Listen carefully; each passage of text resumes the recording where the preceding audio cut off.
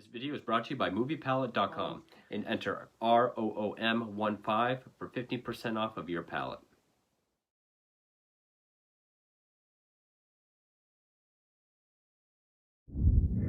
Hey horror fans, I am the Blood Guy. Welcome back to another review of a documentary based on a serial killer. And this is another one that I do not own. This is another one I came across on Netflix. It's one I hadn't seen before. I meant to watch it a while ago because this is actually based on a book from 2013, which I've been meaning to get. I don't own the book. And the book actually had a film adaptation, which came out just a month prior to this documentary coming out, which that film is also a Netflix original. And I have reviewed that film as well. So I meant to watch this back then when I reviewed the film, but I didn't. I think I started it, but... So I watched it now. And so yeah, with this particular story, there's a book, a film, and a documentary. And both came out last year, the movie and the book, 2022. And it's Capturing the Killer Nurse, which of course is the story of Charles Cullen, aka the Angel of Death. Which, yes, a lot of nurses and doctors have been given the title Angel of Death. But I think as far as America goes, he's the Angel of Death. He's the most prolific. Some people might say Jack Kevorkian, but I think Kevorkian's always been known as Dr. Death. Now, so I have not read the book. I have seen and reviewed the film The Good Nurse, which is also the name of the book. So you can check out my review on that. Now, I didn't really know too much about the Cullen case. I kind of just knew the broad strokes of it. Because well, I say it's a newer case, but he was caught and convicted 20 years ago this year. So a lot of the books I have, of course I don't have The Good Nurse, which is about him specifically. A lot of the books I have, if they're newer than he's in them, you know, like he's in Angels of Death. He's probably in every book about healthcare killers, which I have seen books specifically of just healthcare killers, and I would like to get some of those. But he's also in How to Catch a Killer. He is in the because a lot of my encyclopedias are older, but he is in the Wikipedia Encyclopedia of Serial Killers. He is in the Mega Edition of Serial Killers, and because I'm not sure when Volume 1 came out, I have both volumes, but he is in Volume 2 of Jack Rosewood's Big Book Serial Killers. So I do have some information on him. Of course, it's very kind of basic, more so broad strokes, but I would like to get The Good Nurse. But one thing I learned from watching this is I actually learned quite a bit, because when I watched The Good Nurse, I thought a lot of it was fabricated or dramatized. Because based on my research, I thought they added a lot for the sake of like Hollywooding it up. But then after watching this, it made me realize that The Good Nurse actually got a lot right. It actually was more faithful than I gave it credit for. Now, one complaint that I've heard or that I've read from people that watch both is because they were released so close together, The Good Nurse and then this, I think a month later, they feel like they got the same story twice, but in different formats. Because, you know, The Good Nurse picks up at, it starts at Somerset, a medical center, 2003. That's where this starts. How he met Amy Lochran, their friendship, and then how she, noticed all these deaths, how poison control was notified, and then how law enforcement was notified, how the hospital wasn't helping out law enforcement, how law enforcement sort of recruited Amy Lochran, leading to the capture of Cullen, then the trial and sentencing. It's basically the same time frame that it covers, so it essentially is the same story as The Good Nurse. But to me, I don't think that's an issue. I like watching movies that are based on a true story that comes with a documentary to kind of give it more context or kind of see how true it really was. If anything, if I had any complaints, and this is just kind of a nitpick or maybe just personal preference, but like the last two documentaries I watched, one was Netflix, one wasn't, but the Jeffrey Dahmer files and the Nielsen tapes. is there's no dramatizations in those. There's no actors. It's all just told with interviews, archive footage, photos, uh, archived audio. Here, there's a lot of dramatization. Like almost everything they talk about, there's some actors in the background kind of acting out the scene. But I thought it was done in kind of an interesting way because it wasn't scenes from The Good Nurse, which I kind of expected. I'm glad they didn't do that. But the dramatization actors are always shown back too. Like, I don't think you ever really see their faces, so that kind of made it a bit more interesting, maybe a bit more fly on the wall, kind of the voyeuristic. So it was kind of an interesting way to do dramatizations. I would much rather it just be archive footage or photos, news footage, that kind of thing. So it's more a personal preference than it is like a flaw. But I still thought this was a well made, well put together documentary. Again, just going by the title, Capturing the Killer Nurse, this is not a life and crimes of Charles Cullen. Just for anyone going into it thinking they're going to get like a, a biography type of documentary. No, it's pretty much just about his time at Somerset and how that led to his capture. And it really does shed light on a lot of the scandals that he worked at 9 hospitals and 1 nursing home. And almost all of them had investigations going into him, whether it be from fellow nurses or loved family members of victims, complaints about Charles Cullen, and how they covered it up. How they tried to avoid lawsuits, and one of them, even St. Luke's in Pennsylvania, they had an expansion building going on, and they had to report all lawsuits or incidents, so they covered it up that way. They kind of just let him go quietly with no info on his work history or background. Excuse me. So he was always able to find some other job. It does go into that. It didn't go at all into the Cullen's Law, except for like the end text, which I thought was kind of a major part of the story.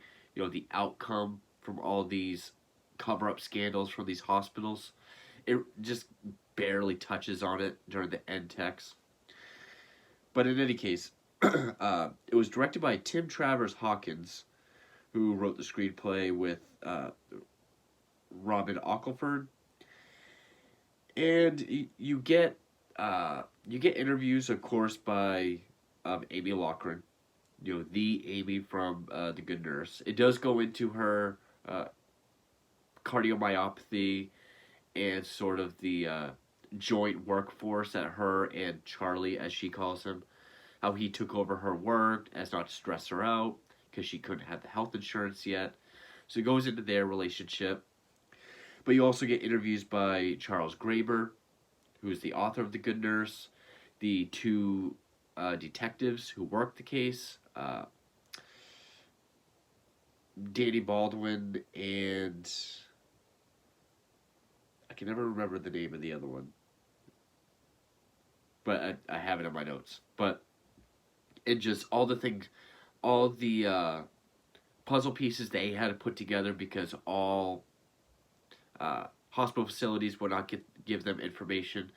The risk manager at Somerset, how she fought them tooth and nail about their investigation. It does have a lot of archive audio from Cullen himself during his interrogations. We do get quite a bit, obviously, in the timeline of his interrogation, quite a bit of video footage. So we do get to see quite a bit of Cullen in it, but kind of like The Good Nurse, well, you see Cullen quite a bit in The Good Nurse, but we don't see Cullen like in video footage or anything up until after he's captured or after he's arrested. And I thought that was kind of interesting. Went along with the dramatizations, like how the actors are always back to. So they don't actually show him until he's been captured, which I always thought, even when movies do it, like This Is Personal, The Hunt for the Yorkshire Ripper, not showing the killer until he's been caught. because no one knows who the killer is until they're caught. So I thought narratively, even for a documentary, kind of made sense.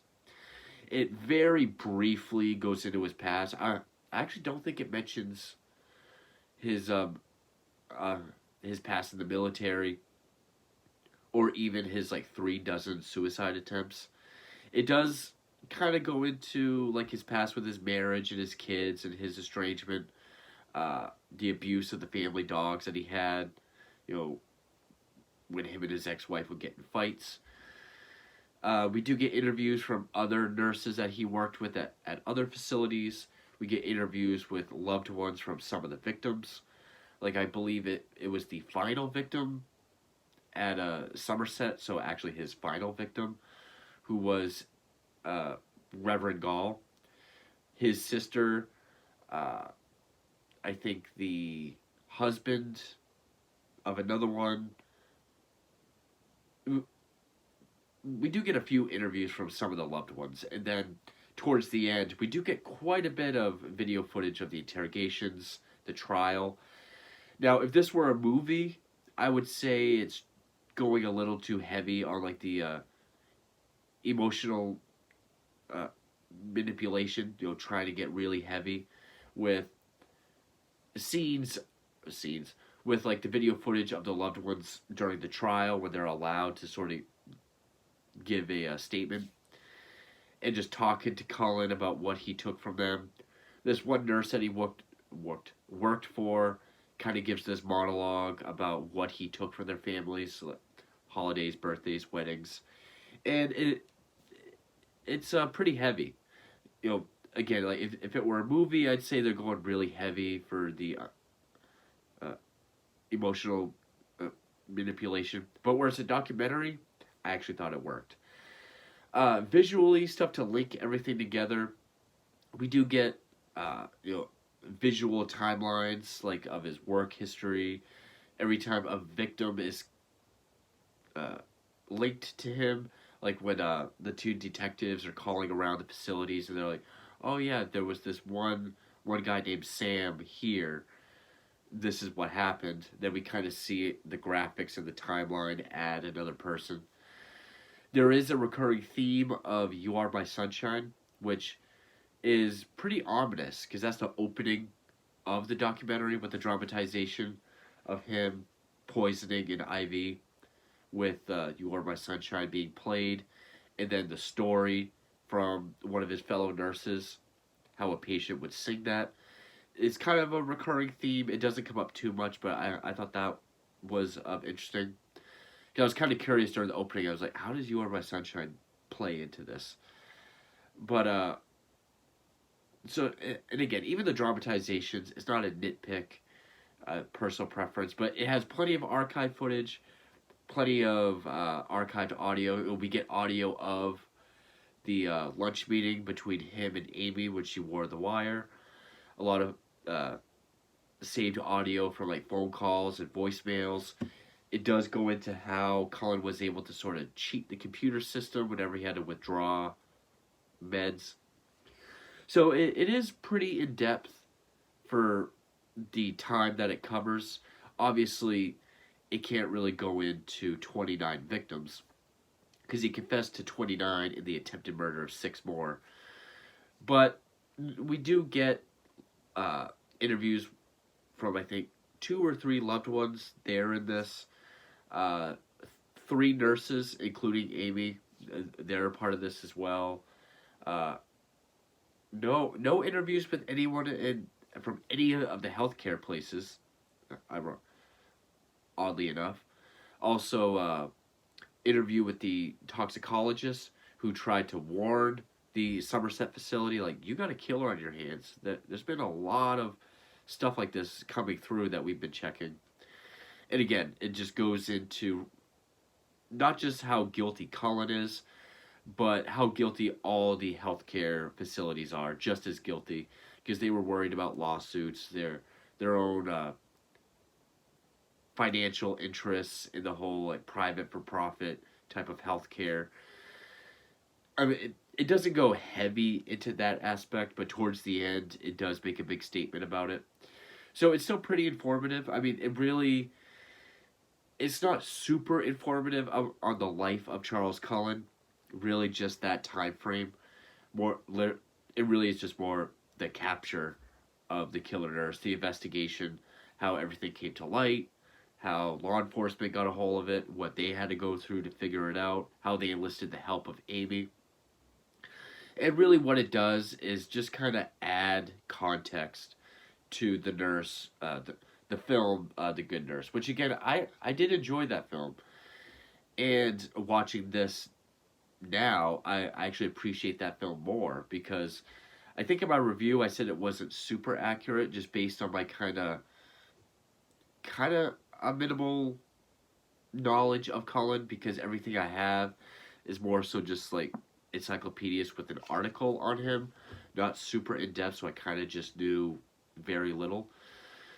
So I thought they added a lot, but now I appreciate that film more having watching this, and I think that was the ultimate intention was to, you you've read the book, here's the movie, and now here's the context for everything in documentary form.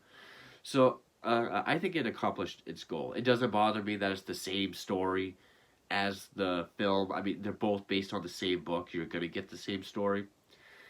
And it doesn't bother me that it doesn't go in depth to the life of Charles Cullen. Uh, I could tell by the title, it's about the investigation, the capture. So I thought this was well done. It looks great. It shot well. I do like how the backgrounds for all the nurses when they're being interviewed. Of course, it's all out of focus, but it's like a hospital type setting. I do think the dramatizations were handled well. Just seeing the actors back to out of focus, kind of at these odd angles. I thought that made it a bit more ominous. But again, if you want to see a documentary on Cullen himself and his life, there's a bunch of stuff out there that you can find. So, uh, I would say personal preference. I enjoyed the Nielsen tapes more, or other ones on Netflix, like the Conversation with the Killer series or Night Stalker, The Confession Killer. I did enjoy those ones more, but I still thought this one was very good. So yeah, it's on Netflix. Go check it out, especially if you've already seen The Good Nurse, and if you like that film, definitely check this out for just some more context. It might make you appreciate the film even more. So with that, I guess we'll get into the summary and then just the vague list of topics that the film covers.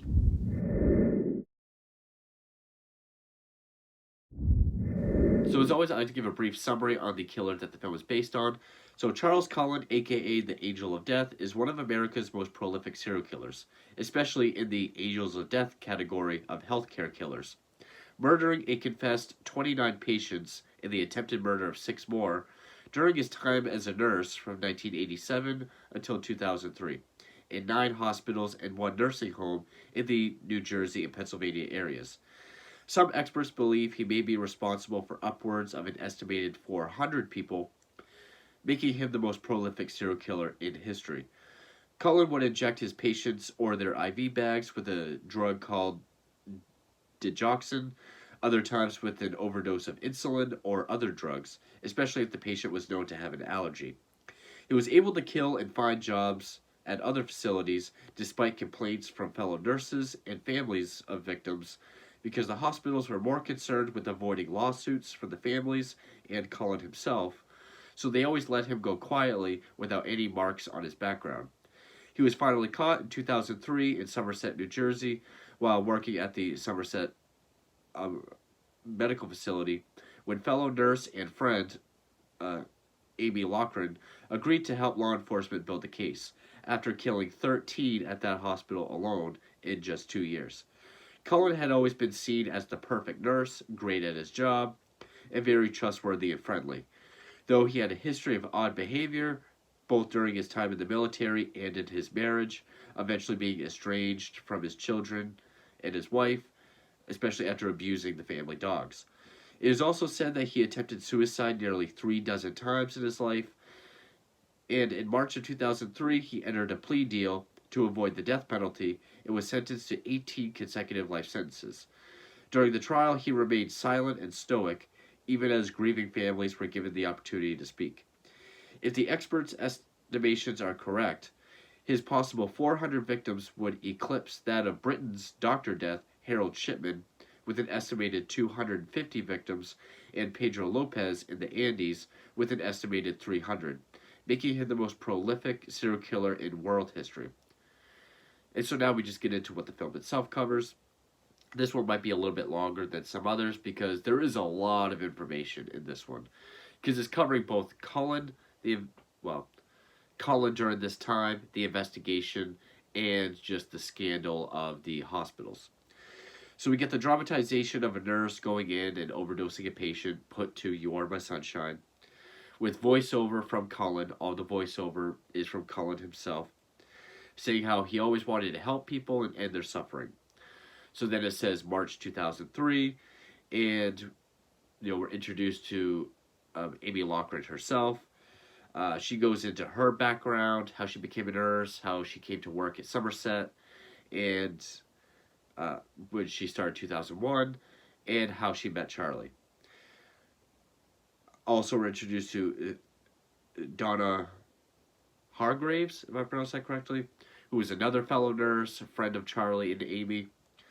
And they both kind of talk about, how they love their job, their relationships with patients, how well they worked with Charlie, and how he was kind of the face of the facility. Everyone looked forward to working with him and around him. And their initial impressions of him and how they came to befriend him. Then we get an interview from Lucille Gall, who's the sister of Reverend Florian Gall, and she tells how he was sent to Somerset, he seemed fine, and his stay and his eventual death. We get audio of the call of the Poison Control Center after the Reverend's death, about the toxicology. We get an interview with Dr. Bruce Ruck, who was the toxicologist that dealt with, I think, all the deaths that came out of Somerset. And, he explains what digoxin is and, how there's sort of an influx of patients with an overdose in them. Then it says 2 days later, there's the follow-up call of them calling the hospital back and how the administration said they're taking over the investigation, don't worry about it, and wouldn't allow any more calls to or from Poison Control. We get interviews from Tim Braun, the commander of the Major Crimes Unit, his initial entry into the case, along with Danny Baldwin, who was new to the force at that time, and how they how the case landed in their laps initially. How they came to look into Pennsylvania and Charles Cullen. Eventually there was a tip saying, look into Pennsylvania. So it goes into that. Voiceover of Cullen talking about his mother's death and, his history, how he graduated and went into healthcare. Yeah, very briefly. Amy goes into her cardiomyopathy and what that was doing to her while she was at work and how stress could pretty much kill her. How Charlie would help take over the workload so she could rest. How that strengthened their relationship. Day 9 of investigation, it gives us sort of a timeline every so often. How they looked into his past of 9 hospitals and 1 nursing home. Started looking into some cases there. And this is where we start to get like the visual timeline. Also the visual timeline of their victims as they're discovered or linked to Cullen. Get an interview with Sharon Jones, the niece of Helen Dean, who was killed August 31st of 93. She talks about Helen and her cousin Larry, the son of Helen. How Helen went to the hospital, she got treated, she seemed just fine, and then out of nowhere, get the call that she died. And this was in Warren, New Jersey. And how she was able to say this male nurse, which both Larry and Sharon only knew as male nurse, stuck her with something.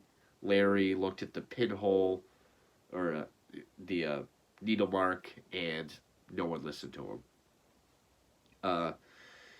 Goes into Cullen's stay at a psychiatric facility in 1993 with voiceover. interview with Charles Graeber, author of The Good Nurse, and the role of a nurse and the motive of private healthcare and everything.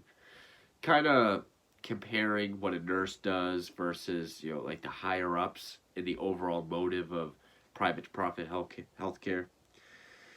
The attempts to build enough info for an arrest. Obviously, that's from the two detectives. Amy finding out some lab results on patients were outrageously wrong, which was one of the first hints she got that something was off. Voiceover from Cullen stating why he favored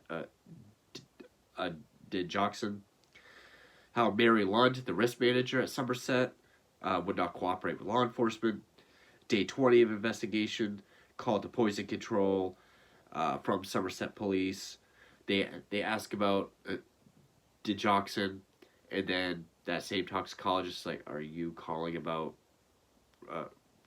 He either says, "Are you calling about Reverend Gall or the Somerset facility?" They're like, "Yes." He says, "I've been telling them forever that they've got a killer." So then they bring him in, and how they join forces. We get audio of phone calls showing how the hospital covered up deaths for months, between the hospitals and the poison control. Then we go to Bethlehem, Pennsylvania. They look into deaths and nurse reports there. We get an interview from Pat Medellin, who was a fellow nurse with Cullen at St. Luke's in Pennsylvania.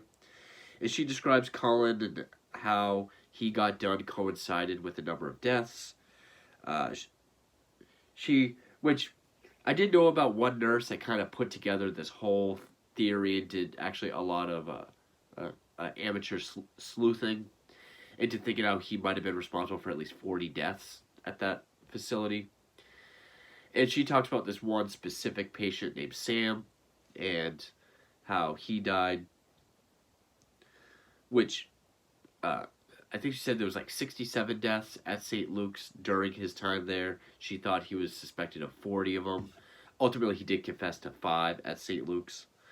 But yeah, she talks about this one patient named Sam, goes into his death, and how the hospital pretty much covered it up, and because talks about the expansion building or the newer building, and how something like a nurse killing a patient would stop all that, stop the funding, and whispers about this nurse that reported Cullen could really just throw off everything, but no one knew it was her. Finally getting Mary Lund to cooperate and getting a medication takeout records, because she was lying about how long those records are good or kept. How they got Somerset to fire Cullen under the guise of an application discrepancy. Day 27, how they were finally able to interview co-workers at Somerset, but Mary Lund had to be there. But there was sort of a window where they were talking to Amy, where they were able to convince and recruit her. And then she recalls this time she saw Cullen inject a patient, but she assumed it was okay. She kind of took the fall for it, not knowing how sinister it actually was. And she agrees to help. How Cullen was able to trick the computer as he withdrew meds. The voiceover of Cullen about this time and how he had already applied elsewhere. It was actually a voicemail on Amy's phone about talking about being fired and applying to other places. This is day 52, how Amy helped, going behind the hospital's back and printing out records when she could have been fired for it. And again, with her, she does talk about how her cardiomyopathy, stress, could pretty much kill her. So, and that's why I thought The Good Nurse was a good story, because you have this nurse with this heart issue where stress can pretty much kill her. Nursing's already a stressful job, but then she thinks patients are being killed, and then come to find out it's one of her close friends, and now she has to help law enforcement. So that's why I thought it was a compelling story, even if it, even if it was fiction. I thought it was a good story. Uh, Another interview with Lucille Gall talking about how she was informed that her uh, brother's death was probably a murder, and consent for exhumation.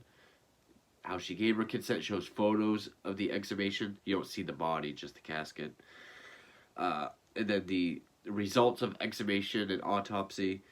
Uh, they how they set up a meeting between Amy and Charlie so she can wear a wire. We get audio of the phone call between Amy and Charlie for setting up the lunch meeting.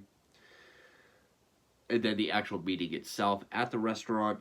We do get the wire audio from that meeting. And then they go into how they picked him up after that, how they brought him in. They gave him the first interview, how he was there forever and would not budge on a confession. So they decided to bring Amy in to try to get a confession. So she talks about that, how emotional that was for her. Then when he finally confessed, their actual interrogation, which we actually get quite a bit of footage from this part, where it shows him going into how he wanted to end their suffering, how they weren't treated like humans, hooked up to machines. He wanted to help people. He wanted to make them not hurt anymore. And then how he just breaks down and cries when talking about it. We get audio of the interrogation over a dramatization of all these IV bags being contaminated, which helps disprove that he was this mercy killer, because he was just contaminating them at random. How he wasn't a mercy killer, as a number of them were ready for discharge or are on the way to recovery. News footage of when the story first broke out. The nurses that we've seen throughout the documentary, they talk about the aftermath and sort of the reputations of their hospitals. Like, one says that a patient asked her, like, "Are you going to kill me like Charles Cullen?" And how that was kind of the air in hospitals at that time in that area. News and video footage of the trial. Former nurse Pat Medellin pretty much sums up how he took family events away from families. Like, this victim will no longer be holidays, weddings, birthdays, etc. She gets emotional. Lucille Gall talks about going to the trial with video footage of her there, along with other loved ones as they're allowed to speak, and showing him just stoic and unemotional. Then we get the visual timeline of all his victims. And then I think it was Charles Graeber goes into pretty much how hospitals just protected their financial interests over their patients and try to avoid lawsuits. And then we get a ton of, end text saying how Charles Cullen admitted to 29 murders, 6 attempted murders, sentenced on March 6th. Experts think he may have killed 400 people, making him the most notorious. It says American history, but it actually would have been world history. Then it goes into like the passage of the Cullen Law, pretty kind of like how there was the Shipman Law in Britain. This one is more about any kind of misdeeds, misconduct, or anything has to be reported to the state, and marks have to be put on their background for their employers. I thought that would have been a bigger part of the documentary, but it's just in text. And then it goes on to say how St. Luke's tried to say that they did a full investigation, but neither St. Luke's or Pennsylvania State Police came up with nothing, and how the construction of the new building influenced their decisions in no way. So, but that's everything it covers. Obviously, there's way more. Those are just the highlights, but I still thought this was a well-made, well-shot, well-edited documentary. It is very in-depth for the timeline that it covers. Again, it is more so about the investigation, not the life of Charles Cullen. But I still thought it was very good. I really like the kind of that sterile hospital aesthetic, like the backgrounds for all the interviewees. I like how it was all the interviewees were just people involved with the case. Excuse me, law enforcement, toxicologists, fellow nurses that worked with Cullen, loved ones of the victims. It wasn't like criminologists from this university that studied Cullen. Actually, the only one being Charles Graeber, who wrote the book The Good Nurse. So I still thought it was very good. It was got a ton of video and footage and audio from the case, the trial, everything leading up to it. It's still a very good watch. I think it does go very well with the film The Good Nurse. It definitely made me appreciate the film more. And I actually learned more about Cullen from learning it. And a lot of these documentaries I'm watching now, if I do learn anything, it's very small, but I actually learned quite a bit from this. Mostly learned that The Good Nurse was actually more accurate than I gave it credit for. But I did learn more about Cullen from this time. And I always love learning about this kind of stuff. But I've seen so many documentaries and read so many books that a lot of times I kind of already know it. It's just a matter of how it's presented and if I find it informative or enjoyable or not. But yeah, I still thought this was a very, very good documentary. There's other ones on Netflix I like more, but still very solid. So I do have more documentaries and films to cover, ones to watch, ones that are coming in. So stay tuned for those, and thank you for watching.